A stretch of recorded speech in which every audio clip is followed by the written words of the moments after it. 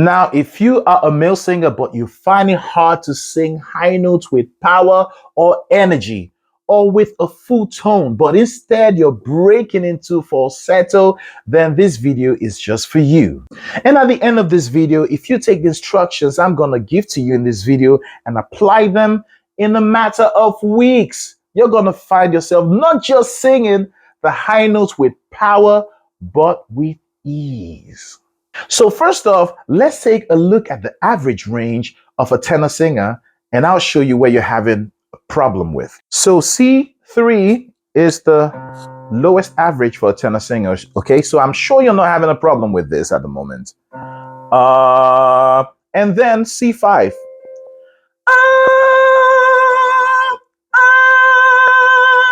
Is the highest, and I expect you to sing that with a full tone, a mixed voice just like this.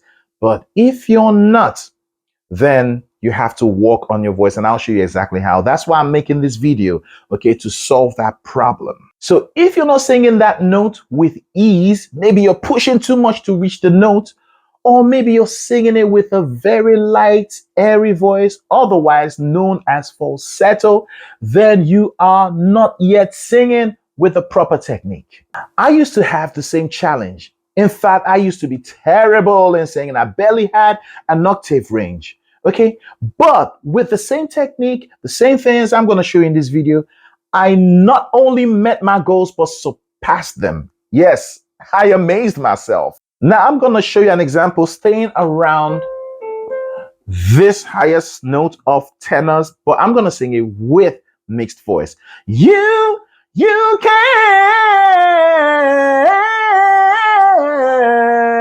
sing. Now, the first thing I want you to have knowledge about is some of these vocal registers. Registers are places you put or position your voice to help you sing with technique. For instance, you have your chest voice. And I believe currently you don't have a challenge with that. Anything around your talking voice, you sing it with ease. That's okay. Now we come to some other registers that help you sing higher notes.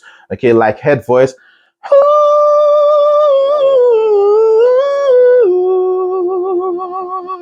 That is the head voice. And then we have the mixed voice, which I sang with when I sang You Can Sing. All right.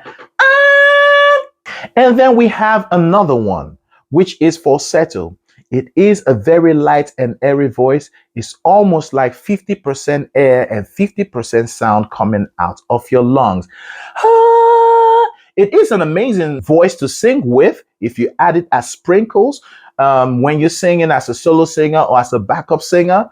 But being forced to sing with it without you wanting to is what we don't want, okay? You need to be able to sing with whatever tone you want to at any time. And that's why I'm making this video. Now, let me show you an example which I normally use to show you how you can sing with falsetto as a style.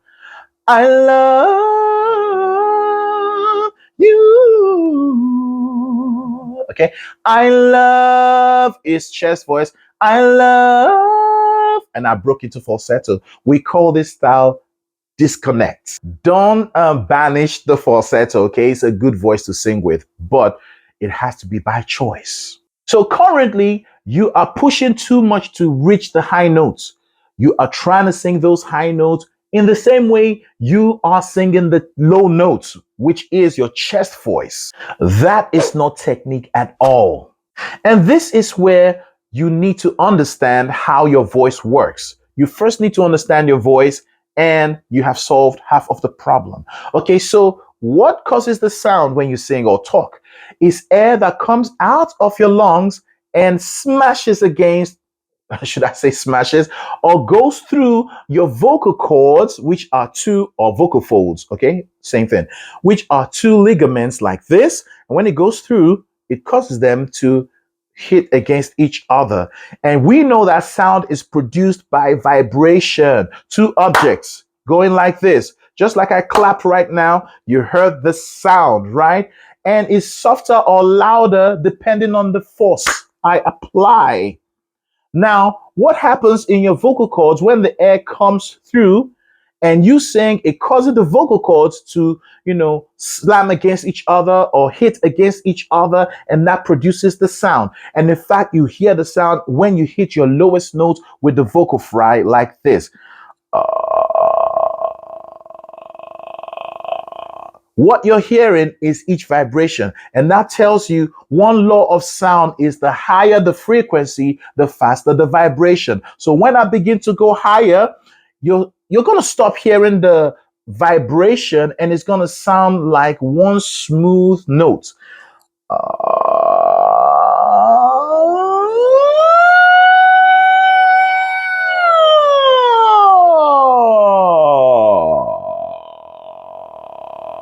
And that's it. Now, here's what happens when you sing with falsetto. It's like clapping my hands. Imagine these are your vocal folds, one on this side and one on this side. And you want this full sound, right? Right? Okay. But you're not getting the full sound. This is what is happening. You are going like this. So it's barely meeting. The force you need is barely being applied. And that is what happens when you sing a falsetto. You're pushing too much. There's too much air coming through because there's still space when it meets together, a lot of space. And air comes out 50% with sound 50%. But you want this. That is where technique comes in. You want your vocal cords to make the proper connection to give you that full sound and give you the full sound with ease. So it's clean and nice. So like I said before, you are not singing with technique. But before we go into singing with technique, let's look at some benefits of singing with technique. The first one is your vocal health. A good technique can help prevent voice damage and voice fatigue by reducing tension and strain. It can also help you produce a clear, strong tone and control your pitch. You see that? So when you're singing, you're pushing too much, the pitch is not controlled. It's all over the place. Sometimes you go sharp, sometimes you go flat. In fact, your voice develops a mind of its own, taking you where you don't want it to go.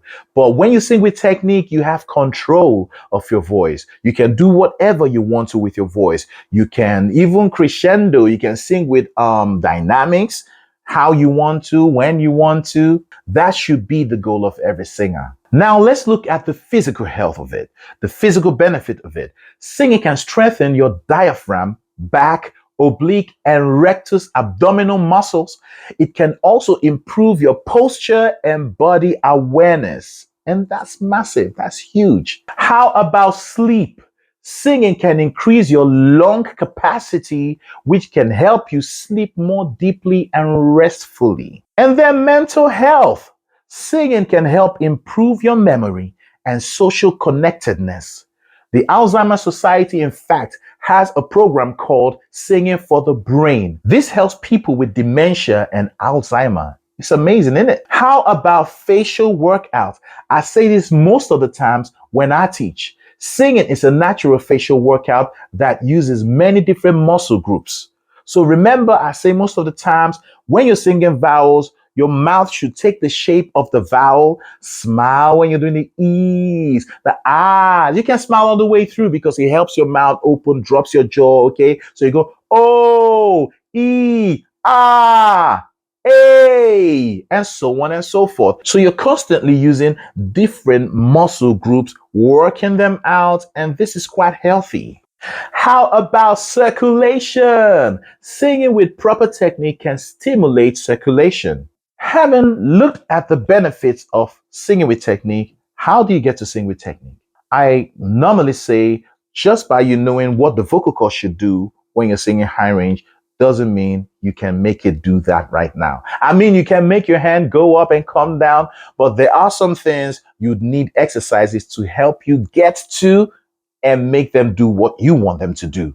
And some of these exercises are lip rolls, the nay-nay-nays, the mama-mums, and so on and so forth. So you need a well-structured exercise. And not just that, but you need the diligence to stick with it.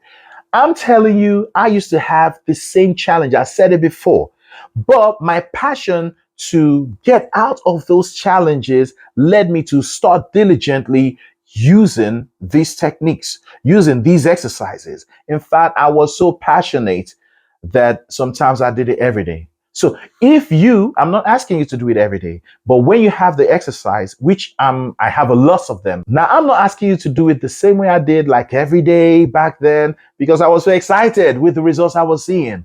Okay, I'm not asking you to do it every day, but if you can at least do it 5 days a week, each one maybe spend 15 minutes or 20 minutes, right?